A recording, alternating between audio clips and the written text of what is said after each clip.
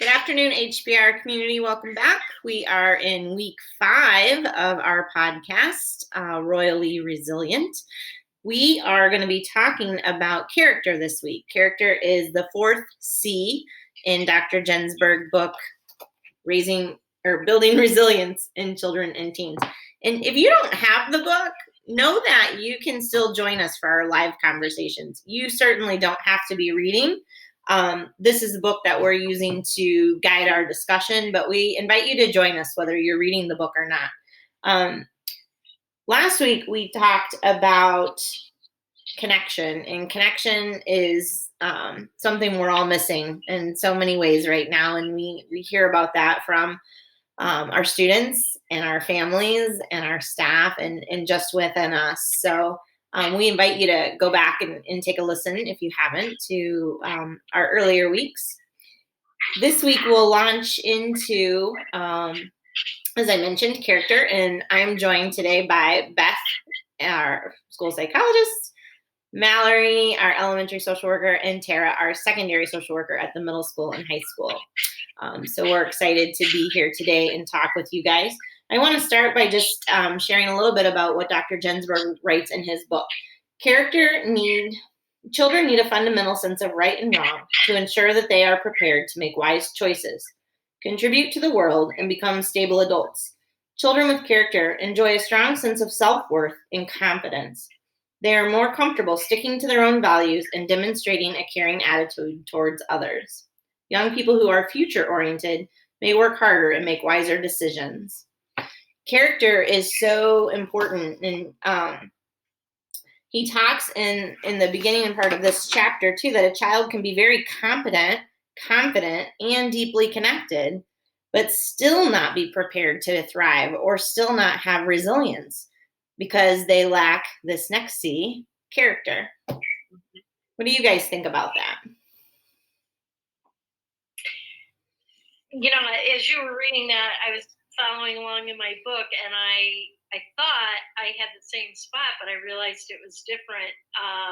It was a different section, and it was talking about how kids learn character, and character is so much more than being, like it's not a single element, right? It's kindness, it's respectfulness, it's knowing right from wrong, those kinds of things. And so because it's so big, there isn't one way to teach it. And he says that children learn character by the values you teach, your words of praise, or the way you correct them. They learn character by observing your values and behavior in daily interactions outside your home and watching how adults treat each other in your home. And I think, wow, what does that look like now? I mean, we don't set out to teach character. It's embedded in what we've been doing and how we've been talking, whether we're at the store or in a restaurant or at school, and now we're a little more closed up. So I have often thought about what if my kids were here, what new things would they learn about my character? Because like even my husband is seeing how I am at work, which is different than his experience with me. Sure. So I don't know, that stuck out. This is definitely an observed teaching, less than just every day telling them, you should know right from wrong, or that. Yeah, I think it goes back to that exposure and that experience. What are they being exposed to, and what does that experience look like? And kind of what is the, as it happens, that experience, and then what's kind of the end result almost. And I know you not so much thinking about like the product, but just the product of that experience. And what did they get out of it? What were they able to do? I liked how kind of what you were talking about, Beth, how it is so multifaceted, that there isn't just you can define character, but it's, we talk more about character traits or characteristics, because there are so many pieces and so many layers. And then I really liked the way that in this, he acknowledges that, and he says, I don't presume to have the answers of what character development can and should look like in your home, but here's what my wife and I are trying to do, and here's what conversations are centered around, and what we try to be mindful or intentional about with our own children. And I liked that. I respected that a lot, because I think I'm guilty of it. I'm the elementary school social worker. I'm year 6 for me, and we have those characteristics that we focus on each month. A character trait, and those are all fantastic and great. But it's bigger than that and deeper than that, and it's more than caring in the month of February, and I was glad that he didn't presume to say here are the characteristics or the traits that you should have in your child to build character. Right. Sure. And one of the things that he talked about in here kind of goes back to the connections conversation of last week, when we kind of talked about how you open your kids up to your friends, and they have ways to connect with your kids. And it's the same with this character building. The way I say something to my kid isn't the same way that my friend has that same conversation. And so, and even in some of their beliefs or, rules or whatever is different than in my home. And allowing my kids to be there and realize that just because we do it in my house doesn't mean they do it at their house. And he talks about how it's important to be accepting of all of those things, even if they're not really your beliefs, but honor the beliefs of other families and because your kids' peers, their families may have totally different beliefs than you. Mm-hmm. And to accept it and not be prejudiced against it or say, well, we don't do that at my house. Those kinds of things are he kind of talks about that. I think that's a good point. And I think if we are really grounded in our own sets of values and our own character, so if we really feel good about who we are at our core, then we more readily and easily accept that other people have different values and beliefs than us. And if we feel strong in ours and really grounded in, like I said, who we are at our core, I think it's much easier to recognize that we can all have some set of different values, and that we can appreciate each other for our differences, and we don't all have to believe the same thing. When it comes to character, though, I think too, we want to be thinking about what is it important to us as our children develop into young adults and adults beyond needing us or becoming interdependent. For me, I really want my kids to know that they have to own their stuff, right? So to have good character means I'm coming from a place that I don't throw blame. I accept responsibility. That I'm kind, even if I don't really like somebody. I don't have to like them, but I can't be mean, right? So I need to always be kind.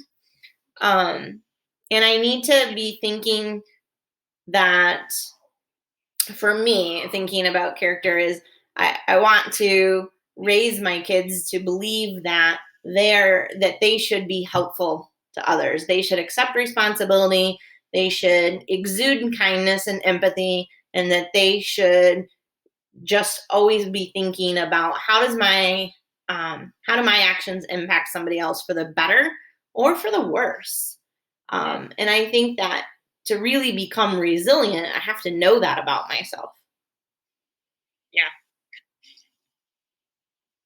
And how to and that those things can be a truer measure of success or successful children or people than some of the other things that we as a society have currently or in the past seen as defining success, and that we have to hold those values and needs higher almost. Yeah. I was trying to think about, like, because as Beth said, this isn't something that we can just teach. And you talked about, Mallory, like, we have the character of the month. Like, this is not a school curriculum. This is not a parent sits you down and says, to be a good person, we own our stuff. We really have to model. It's through our actions and our day-to-day interactions with other people that kids start to form, who they are and what they believe, and develop this core sense of character. And I was trying to think, like, what are the examples that we've seen, right? And I think a lot about customer service in sports because those are the times, like, I've been to enough sporting events with my kids to see that there are parents who sit along the sideline and just quietly clap and cheer for everybody. And there are parents that don't even really watch the game. They're just, physically there to be supportive, and that's okay too. That's their social interaction time. But there are parents who are commenting at the ref, and not like, oh, nice call, ref. Like, truly, that's a nice call. It's the nice call, ref. Like, really the degrading, the unkind, the disrespect for the position on the field, the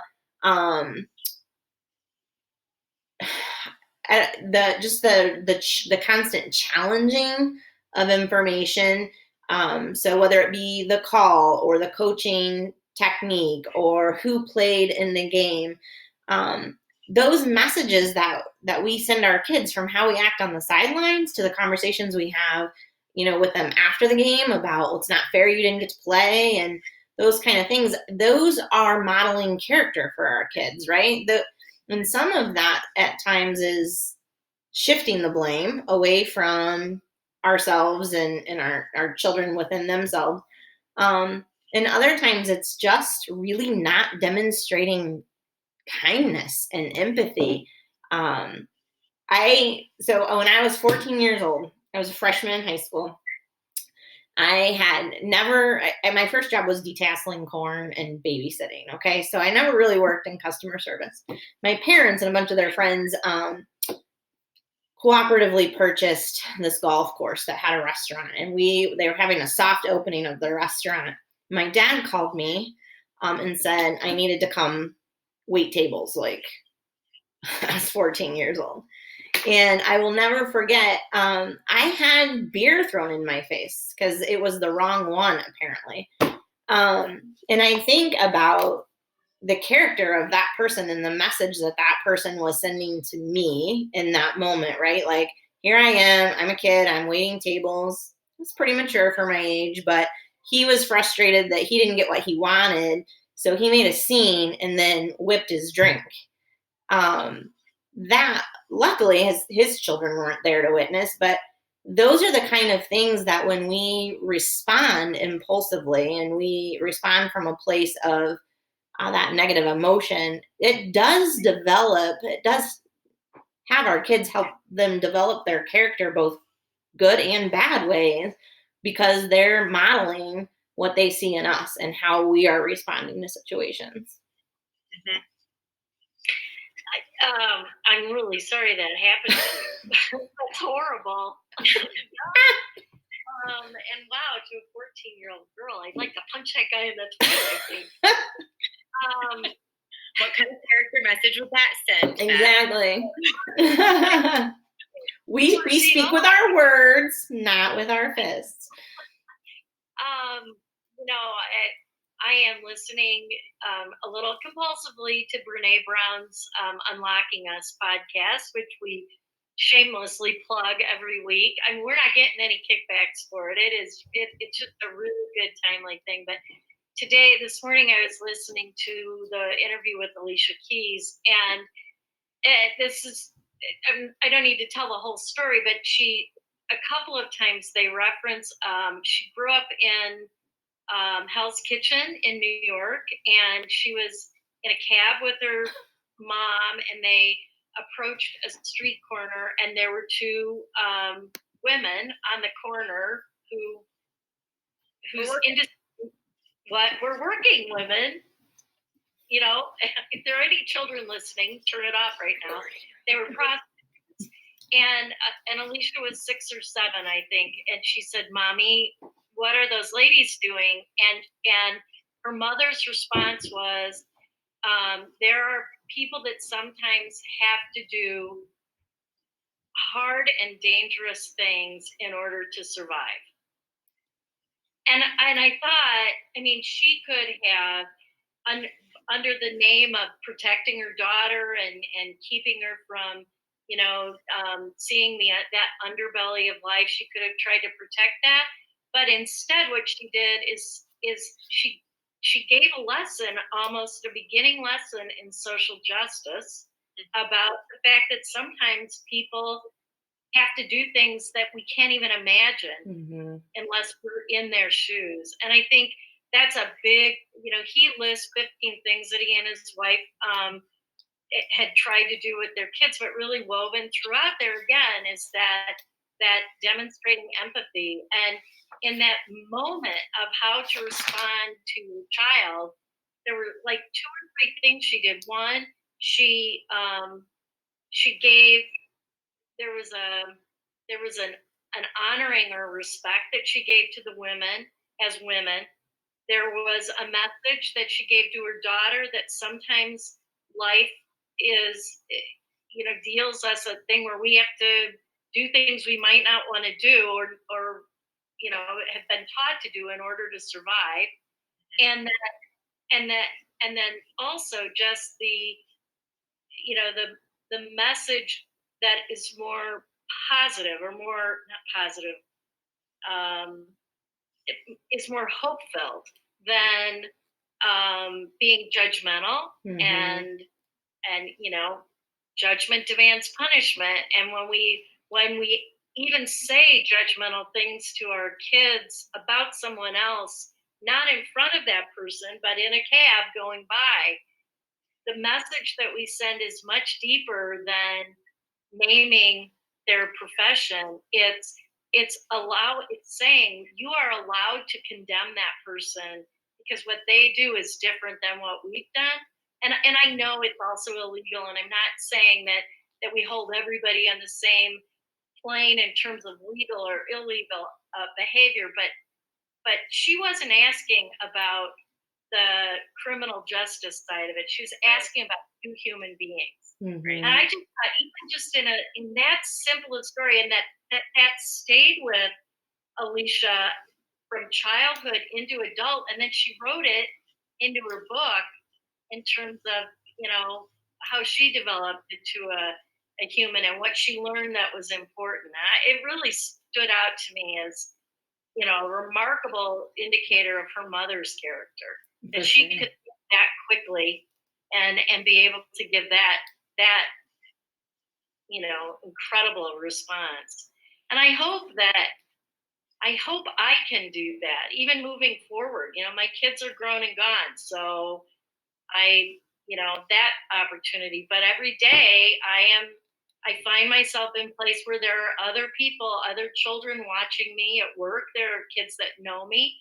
In the community, there might be, I haven't seen any children at the grocery store the few times that I ventured out, but in a regular time, there are eyes watching, and so that tied to the flip side of the story, Jessica, that you gave about that man and his jump to a conclusion about, what he was entitled to and how he'd been wronged. So, but there's all sorts of nuggets in these 15. I mean, I don't think we should go through and list them all, but we've already talked about several of them. Noticing kids' acts of kindness towards others and decent behavior, and pointing it out to them that, modeling and saying and treating other people well. And I think in that one, they even talk that if, like, let's say you're a family that has experienced divorce, kids can see in the relationship with the divorced parents several different vignettes. Mhm. And just because they couldn't be married doesn't mean that they couldn't find a shared message of what is good and right and what was the words that he used? You might disagree, but you don't have to be disagreeable. Right. You know. I think that's really important too, because he also talks about like when you have strong character, you have the ability to return to those values when you're feeling in crisis, right? And we talk about you want something to fall back to when you're in these really big moments that just you go back to your core and what your beliefs are. If you don't really know what your beliefs are, how do you respond to crisis? And also getting, to what you were just saying, Beth, about how do we disagree without being disagreeable? And he talks in here about if we're building strong character in our kids, they are going to be the ones that question us as adults. They're going to challenge us and call out on all of our hypocrisy, which I think is so important. These kids need to learn those skills at an early age of saying, wait, what you're saying doesn't really match what you've modeled for me in character, or what you're doing right now, your actions don't really align with what I thought our beliefs were. And that's how these kids will continue to really strengthen their character if they feel safe enough to have those kind of conversations.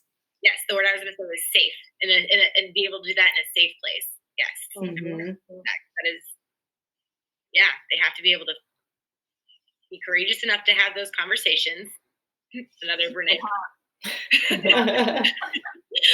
But and do it in a safe place. Yeah. Tara, you were talking yesterday, I think, about, we were kind of swapping coaching stories, and you made a comment about the way you sort of allow and those conversations and practice that those conversations in a safer place. Do you remember what I'm talking about? Yeah, just conversations that I've had with the kids after a sporting event, and something that happened or didn't happen, or how they felt about it, and being able to have those conversations and say, I didn't like how that happened. I didn't like how that was treated. That we talk about it in our house, but we don't talk about that outside of our house. Kind of. That's a safe place to have all those conversations and be mad and be angry, but you're not going to disrespect someone and say that to their face. You can tell me how mad you are and talk through those things with me, but we don't that other person and actually say those things. Yeah. Or we don't need to process. We need to have those conversations to get it out, but we can still say that we're not happy with something or we don't like it, but we can say that in a nice way. We don't have to get together in our group snap and berate our coach and call him or her all kinds of names and decide that we're not going to play and we're going to all be, obstinate at practice because what a jerk. Right.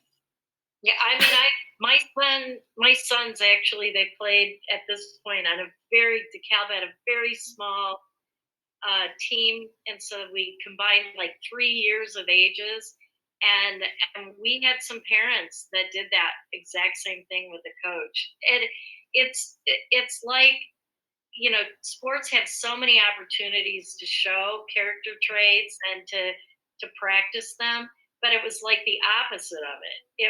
It was like saying, this is when we talk to the kids about it, this is exactly how not to be. Mm-hmm. This doesn't do anything to build up you as a player, and it doesn't do anything to build up the person who is volunteering his time to coach you, and it doesn't do anything to build up the club that that is trying to be formed. That it's like the opposite of, so it became a teachable moment in what not to do, and it was incredibly embarrassing to be an adult.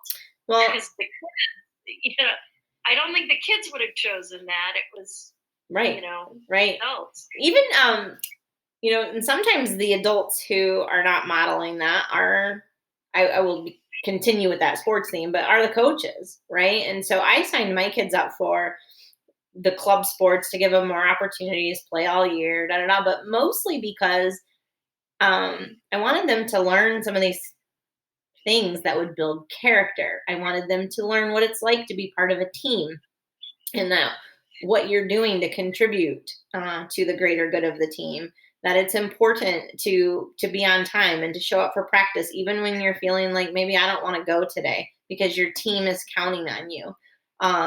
That you can't be late even if we have to be at the volleyball court at 5:10 a.m. and it's an hour and a half away. Like, we need to get there on time.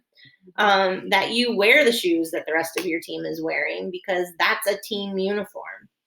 And unfortunately, through some of our experiences, we had messages being sent from coaches that, dependent upon who you were or how loud your parents complained, those rules didn't apply to you. And so I think that's another missed opportunity for character building by another adult. But as a parent, it was a teachable moment to talk about, well, that is not how we would want you to treat other people. You don't like to be treated that way. No, that's not modeling good sportsmanship, those kind of things. And unfortunately, it wasn't always our experience, but we certainly had that experience as well. And for all our international listeners, DeKalb is in Illinois. It's a very small town in northern Illinois. I realize I made a reference, and that's like against webcast politeness. You don't need to know the town. They have the context of the story. Any other final thoughts or questions that we would want people to be thinking about as they delve into this? What am I doing to build character in myself and my kids? And final thoughts? Well, we didn't even talk about grit. Oh, yes. Under character into itself, and I kept trying to think, how did we miss? Because I was looking at point number 7 is don't spoil your children, which again, we sort of think, spoil, how does that impact character? But there's a really nice fluff out on that, but that leads to that chapter on grit, because one of the main takeaways on that is teaching kids to delay gratification. Mm-hmm. And there is the research on grit, we're really quick to talk. We talk a lot about it at school, we're going to develop grit. Well, guess what? There's not solid research yet on developing grit. And as he pointed out, we run a risk if we keep pushing the sort of performance-based, work harder, concentrate more, focus, then it could backfire on us. Mm-hmm. With increased anxiety or with shutting down or sort of that fear of success. But he still indicates that grit in those kids that are able to persist through those tough things, failure or setbacks or frustration, are the ones that come out on the other end as resilient adults. And one of the first things that the first point under the grit thing was children with the ability to delay gratification are better able to focus on mundane tasks, like studying or doing a chore, mm-hmm. or writing a thank you. I loved his example a teachable moment to talk about delayed gratification was just baking with your child or cooking with your child, and the process of working and waiting for something to marinate or dough to rise or whatever, the butter to come to room temperature, I don't know, and baking, and then having that end result be a cookie or really delicious Italian chicken. But I'm getting hungry. I love that example because that just seems so, that's easy enough. can have a conversation around delayed gratification that feels natural and normal and easy and baking brownies. I can. Yeah, and so important in today with Amazon's 2-day delivery and all of this. I mean, we pretty much have what we want when we want it, right? So what a great natural way to build that. I love too that he talked about, we might be up against a battle with some temperament.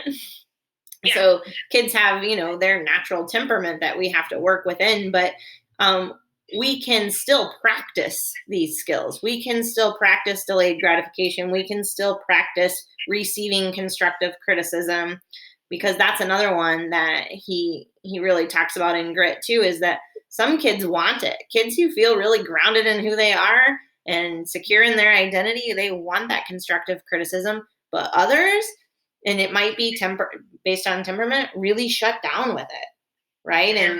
And we have to be able to accept it in order to be resilient. So, Beth, I'm so glad you remembered to talk about grit. There's so much that he talks about there. There is, yeah. Grit's a hot topic these days. So yeah, and he does hit on what we were talking about earlier in the weeks prior about competency and confident, that really that they become more tenacious by failing and bouncing back. They don't become tenacious by just getting what I want and having it come easily and right away. They get it by failing, bouncing back, by waiting, by accepting the feedback. It's really a whole process that helps develop character and build resilience too.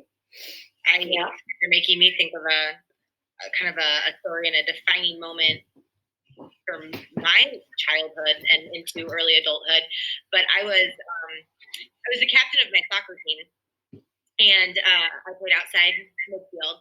And so side mid is the one who basically runs the full length of the field the majority of the game. You're kind of both offense and defense. And I will never forget, I played an entire game, and it went into overtime. So I didn't have a sub. I played the whole, I guess, what would that have been, 40, 16, I don't know. I forget how many the halves were. But anyway, the entire game. And it came down to shootout. We were in a tournament. It came down to a shootout. And typically it's 5 players that do the first round of shootout. And there's 11 on a field, mind you. And then there's another set of 5 if it's tied after those first 5. So we went into a double shootout. And I was the last. He go through. I was never first 5 to take a shot. I wasn't a great shot, but I thought for sure I would be in that second 5. And then I had played my heart out. I never took a break. I worked really hard, and I didn't get the chance to, take that winning shot for my team. I was the only player on the team that didn't get to take that shot. I was number 11. And I was a senior, and I was the captain, and it was a punch in the gut. It was a punch in the gut.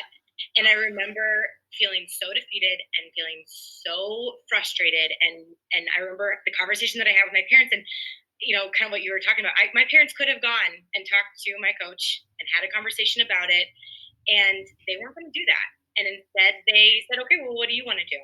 Like, you're mad and you're frustrated and you're hurt. So what are you going to do about it? And so, and I had to decide, am I going to have a conversation with them about it, or am I going to take it and, try harder next time, kind of thing? And I ended up having a really good conversation with my coach, who basically said, you haven't shown me that you can do that yet. And I want to see you be able to do that. So let's figure out what you need to do so that you can be part of the 10 that took the ball, at the end. And, but it was such a huge defining moment for me to have that conversation with my parents, for them to guide me and help me to have that conversation with them, and then to figure out, okay, all right, fine. Like, now I know what I got to do on the field and during practice to be able to have that, So I thought that, and when you're talking, I'm like, oh, like that was probably a big defining character moment in a lot of ways. And I still remember that story. It has stuck with me, and yeah, I don't know. And I saw a quote the other day. I'll see if I can pull it up. That I was kind of, as we're talking about character, it said, success is going from failure to failure with no loss of enthusiasm. And it's been, maybe it's from Churchill, but people say no, it's not. But I thought that was interesting too, because I think you are allowed to lose a little enthusiasm. Like I like that. I like that quote, and I get where they're going. But I was like, I think you can lose a little enthusiasm. It's not so much about not losing the enthusiasm. It's about, even if you do lose that enthusiasm, getting back up and getting on the horse again and trying again. That's right. Just keep going. Just keep going. Yeah, I was thinking too. That makes me remember about like the little engine that could. And when my girls were little, we had books that we read pretty frequently, and one was The Little Engine That Could. Right? I think I can. And The Boy Who Cried Wolf. Right? So I know you don't. I know you want the attention, but there's other things happening, kind of thing. And be honest and really say what you need when it's a need. And I think that there's so much teaching through stories and books and true, just, again, the actions, but those little stories that we read when they were little, I think really helped form some of those thinking too. That's the message that they heard on a repetitive basis. Mm-hmm. Continuing to model that. Mm-hmm. Character is a good one. Character is a good one. Hey, next week we're going to talk about contribution as C number 5. So that'll be interesting too, to talk about, well, once we're confident and competent, we're connected and have good character, how are we giving back into society, and how does that giving back really impact the development of resilience too? So join us live next Tuesday. What about some stories with that? Yeah. Join us live next Tuesday. 3:00 coffee seems to be the favorite time. So look for the link for that. And we hope you guys have a great week. Bye. Bye, guys. Bye.